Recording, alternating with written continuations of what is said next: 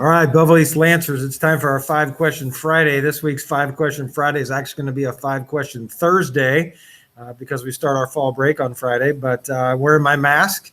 I'm alone in my classroom right now, but I'm starting this just to remind you again to wear your mask, to wash your hands, and to stay socially distanced so we can get back to normal as soon as possible, and we can all stay as safe as possible. So this week we have another special guest with us. This week's guest is a 2008 Beverly East Lancer graduate, and today he goes by the name of Dr. Luke Weaver. Dr. Weaver, would you care to tell us what you're doing these days, please?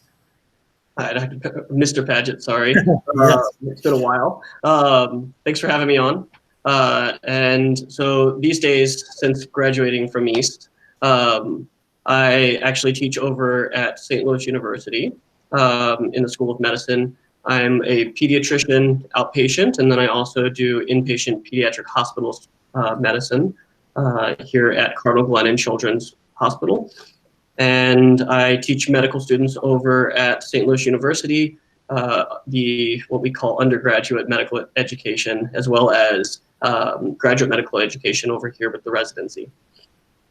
Wow, so you keep yourself busy. Yeah, they keep us busy. And I would imagine in your line of work, you're also in favor of everybody wearing their masks everywhere they go these days. Absolutely. I can tell you the only thing that we really have right now is staying as physically distant as you can from one another. Make sure you're wearing a mask when you are out and about, and then big things: wash your hands. Just the standard good health advice, even when we're not in the middle of a pandemic. Right, the stuff your mom tells you to do all the time, right? Wash your hands. Okay, so Lancers, remember, we do this every week because, probably when Luke was sitting in these classrooms at Beverly East, he probably didn't think, hey, I'm going to be doing this or I'm going to be doing that. But someday you're going to be there. All of you at some point are going to be somewhere in the future. And it's what's that future going to be? There's a lot of possibilities. So, Luke, why don't you tell us a little bit about your experience and why you chose to become a doctor?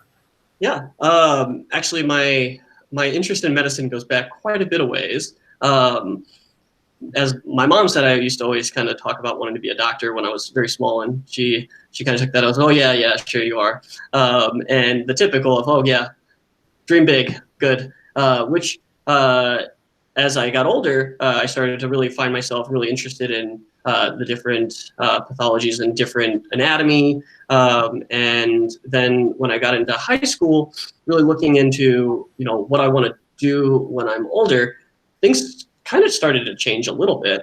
I had considered going in the military. I really liked the idea of Air Force pilot or a Navy pilot.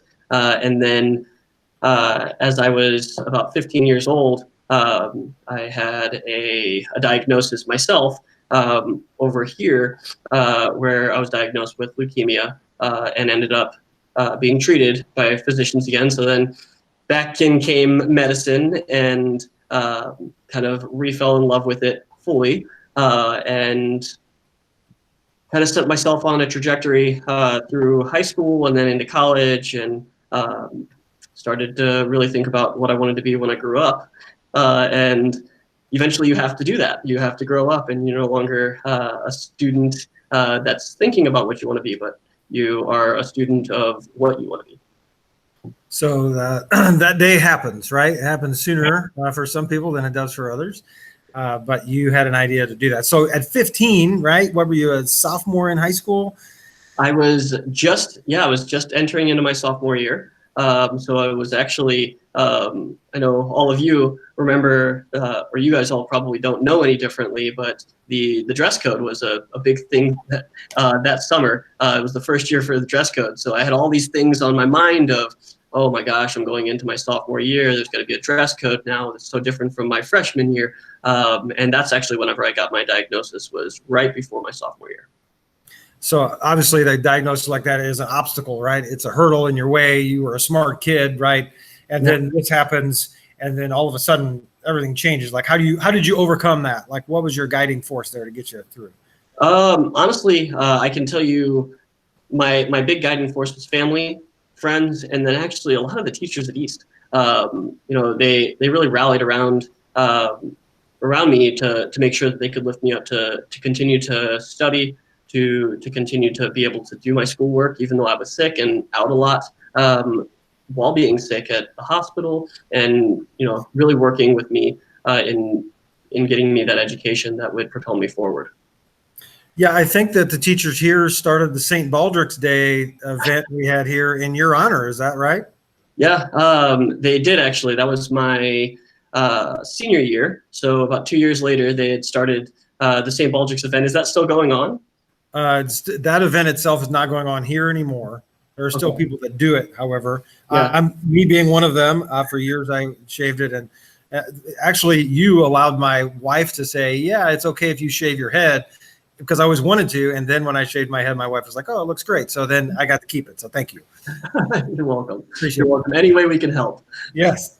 And now look at the irony that's going on here. You have that beautiful head of hair on you. Oh my gosh, yes. I call it my COVID curls. But I really have not shaved it, or I haven't shaved. I haven't had it cut at all in the last 7 months. So it's getting long. It's it's a reminder to myself and to all of my patients that we're still we're really still in the middle of this pandemic, and it's important that even the precautions that I can take, I can deal with a little longer hair if that means that I can help slow the spread. That's great. That's fantastic. Okay, are you ready for the questions? You ready for a 5-question Friday? Absolutely. What do you got for me? All right, here we go. First question. What's your favorite memory of being a Beverly East Lancer? Ooh, favorite memory of being a Beverly East Lancer. The Mr. Lancer Pageant. Oh. Yeah, that was a lot of fun every year. And I guess that's 2 memories. I think I did it 2 different years. But it was always fun to just kind of see everybody within the school, because it really did pull in people from different social groups, if you will. You had people within the basketball team, football team. Everybody was kind of people that I wouldn't have necessarily normally hung around, and everybody kind of getting together, and you really got to meet other people within the school that just didn't in general. And so that was really nice. And I think that was something that I took away during my time at Beverly East. There's always going to be people you don't know. Yeah. So what was your skit? Do you remember what you did for the thing? I do. And I'm going to keep my mouth shut on who it was, but I had sang a song and ended up I know there's a picture of this in the yearbook, but I had serenaded one of the judges, and he just put himself up and he laid his hand down and just looked at me. And I'm not going to say who it was, but he may not have become a principal eventually, and absolutely loved it. Nice. That's fantastic. That is great stuff. I gotta have to find that picture. That's hilarious. So that's the second week in a row that the 5-Question Friday guest has referenced the Mr. Lancer Pageant. So Mrs. Loyette and Mrs. Meyer, that they ran that whole thing. So kudos to them. They did that, volunteered for years to make that happen. And they provided way more memories than they would ever know. That's awesome that they did that. Okay, second question. You ready? Ready.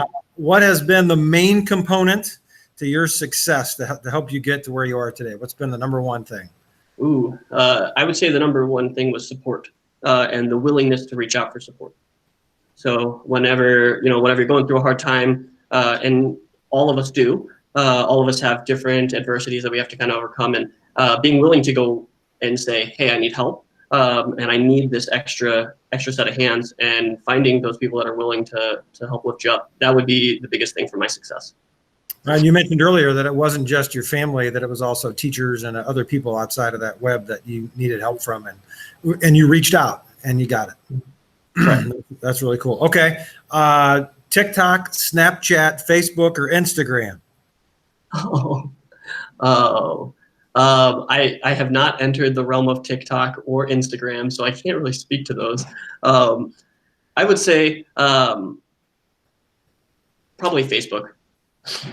Facebook. All right. So that one always gets people. Everybody always has to think about that one before they get it. So, and usually I find that you're so successful, you probably don't have a lot of time to be on Facebook, right? Because you're busy doing other things. No, I do try to stay off Facebook as much as possible. But it is something that I go back to, and I think Facebook was really kind of setting itself off when I was in high school, and so it was a pretty big deal at that time. And now I just use it to stay connected with some of the people that I don't necessarily see on a day-to-day basis. Yeah, that's definitely the positive of social media, is being able to stay connected for sure. Okay, who is your celebrity crush? Oh, Katy Perry. Now, okay, now that scares me a little bit because usually people they hesitate before they answer. You were like, bam, Katy Perry. Yeah, I've always joked that we were just on two different trajectories, otherwise we'd be together. That's right. Yeah, it's probably your personalities don't mesh, right? That's it. Probably wouldn't know. Okay, fifth and final question. Outside of your family, who has been the most influential person in your life? Somebody who has been the most influential, Dr. Gale. He was my initial oncologist, and then became one of my teachers during my residency time. And then since then, he has retired, and I've kind of moved into a role of teacher at the same institution. And so now he's more of a close family friend and mentor. So he's probably been the biggest support that I've had. And anytime that I'm really struggling or really kind of hitting a brick wall, I go to him. That's great. And I'm sure you're already paying that forward to other people. And if you haven't, you will as time goes on, I'm sure. That's great. Okay, so if you had one piece of advice that you want to give to current high school kids, what do you say to them so they can achieve their dreams and make it happen? Like you're sitting here in this doctor coat, man. When you were in high school, if we'd have told you this, you'd have been like, oh, that'd be incredible. And here you are. So like, what do you tell them? What advice do you give them? I can say I wouldn't have believed you if you would have told me that in high school. Even though that was kind of my trajectory and what I wanted to do, I still don't think I would have truly believed it. And the biggest advice would be that you can do anything that you want to do if you set your mind to it, and if you continue along that path. And sometimes you have to take a different path to get to where you need to go, and sometimes that takes a long time. They always say, Rome wasn't built in a day, and I truly believe that. And just set the brickwork that you need to, and you'll do anything that you want to do if you just set your mind to it, accept the help that you need, and then turn around and repay that favor to someone else. All right, that's fantastic. So, Dr. Weaver, we're going to finish, with something we finish with every Friday, which is where I say stand up for what you believe in, and then our guest always has the response. So, Lancers, and there's a few Maroons that watch this too because of our remote learning. So, high school kids, remember someday, man, you're going to, whatever your dream is, whether it's to be an actor or whether it's to own your own company or whether it's to be a doctor, you're going to be able to do that if that's what your dream is. You set your goals and get there, you're going to be there. So stand up for what you believe in. Even if you are standing alone. All right. That's our 5-question Friday for this week. Actually, a 5-question Thursday.